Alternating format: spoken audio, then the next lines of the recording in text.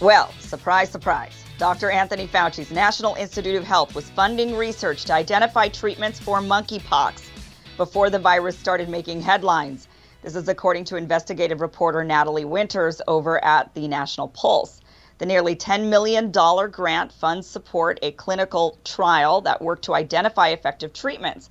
The trial began in September of 2020 and has so far not generated any public studies, papers, or patents. That's according to the report. The monkeypox grant summary states that the similarity between monkeypox and the smallpox virus, coupled with concerns about smallpox as a potential bioterrorism agent, have placed monkeypox treatments at the forefront of public health. And then there's this. The grant was distributed to Lori Dodd, who also works at the NIAID and was previously exposed for her involvement in the agency's reported data altering of remdesivir trials to make it seem more effective against COVID. Oh. Okay, Kim, this is your area of expertise. Help me understand this connection here. Is the implication that because they were working on a vaccine to monkeypox, that they somehow anticipated this? What's the angle here?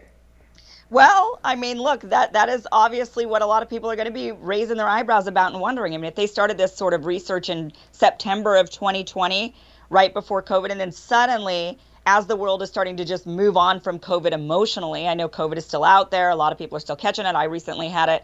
But nonetheless, people are emotionally saying, okay, 2 weeks turned into 2 years. I'm not going longer than that. And it just, happens that suddenly monkeypox now starts to make the rounds. And it's making press and, it's all over the news. Now, it's one thing to question, is it out there and visible and they're kind of scaremongering us about monkeypox, because they certainly are. Is that because of this? So it's the question of, is the media doing that, or is the government doing it, right? So is it Anthony Fauci doing it, or is it the media that's just looking for sensational headlines? Yeah, or is it both in cahoots? It does certainly seem like there's an appetite for monkeypox that might not exist outside of COVID. But of course, there have been a number of scares, avian flu. There were a bunch of these things that didn't really amount to as much as people thought they were going to amount to, that, became news because newspapers and people like to consume these things. And there is a way that monkeypox, the name of it and the similarity to smallpox, does really tickle the imagination.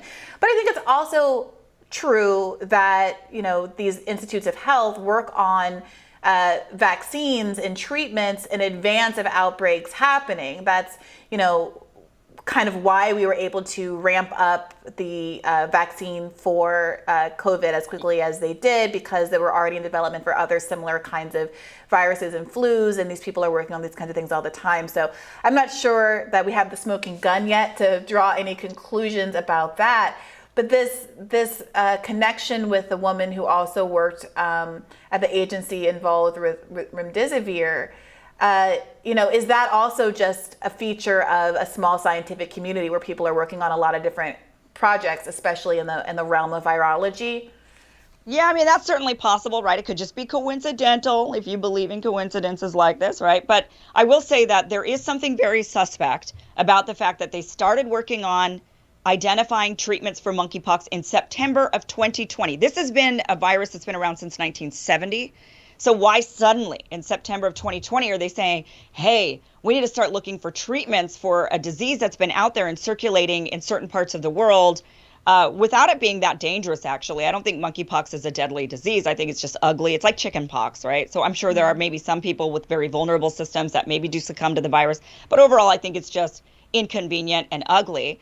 But it is suspect. Why would they suddenly start working on it in September of 2020? And then suddenly, as soon as COVID is starting to tamp down, then they're saying, oh my gosh, there's a monkeypox, and we've ordered how many millions of vaccines for this, and we need to get this out there, even though it's currently only spreading in one demographic at the moment, I believe. It's not, it's not easy to catch. You have to touch the sores to catch it. So you have to be in close contact. So, it's suspect. I mean, let's face it. If this disease has been around for decades, why now? Well, it could be, devil's advocate, it could be that in 2020, there's a lot more funding going the way of investigating these kind of contagious viruses because of the scourge of COVID-19. So it's very possible that, you know, these grant processes are difficult. People are all constantly applying to get money to fund different kinds of research, and it could have been considered to be a low priority for the reasons you articulated. It doesn't seem to be spreading as quickly. It's not that prevalent in the world, generally speaking. But in a world where everyone's certainly concerned about viruses because of COVID-19, maybe the money simply started to flow in the fall of 2020. I don't know. It's hard to believe. It seems like everything at that point in September of 2020 was flowing towards COVID.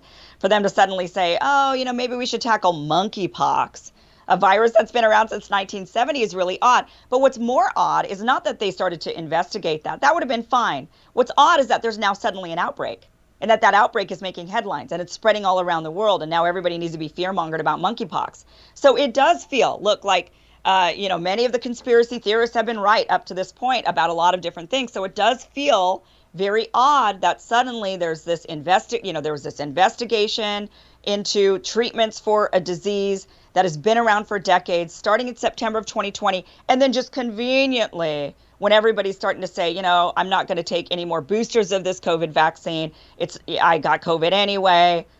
So everybody's moving on with their life, and then suddenly they're like, oh, but we got this new really ugly disease because COVID wasn't scary enough for you, right? So now we got something that's really scary. It's going to give you boils on your skin. You don't want to walk around looking like that. So now suddenly the people that didn't want to get vaccinated against COVID are going to be like, sign me up. I don't want to have ugly sores all over me like chicken pox. Do you think people would be responding to COVID differently and having a kind of a different approach to vaccines and mandates and masking if COVID did give you these kind of physical effects as opposed to just the respiratory effects, some of which are longer term?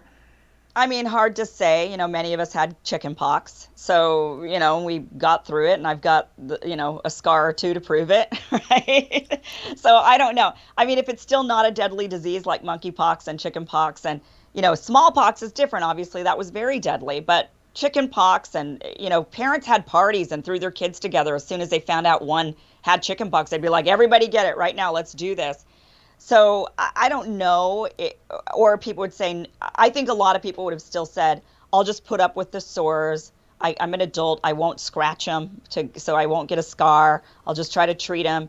And it's better than trying out this experimental vaccine that, you know, we just don't have enough data on. I still think there would be a lot of hesitation, maybe a little less. Maybe some people would be like, I don't know, that's pretty ugly. Some of those pictures look kind of gruesome. They look kind of worse than chicken pox. So. Yeah, it's definitely disgusting. But, you know, as a kid, I had the mumps, the measles. Now, I don't know if I had, I think I had all three. I think I had chicken pox, mumps, and measles. I got the smorgasbord. Well, but maybe, was back. Yeah. Maybe I'm overestimating American vanity, but we'll see. Hopefully we won't see, and we won't have a widespread of this particular virus, but it's an interesting story to follow for sure. We'll have more Rising for you right after this.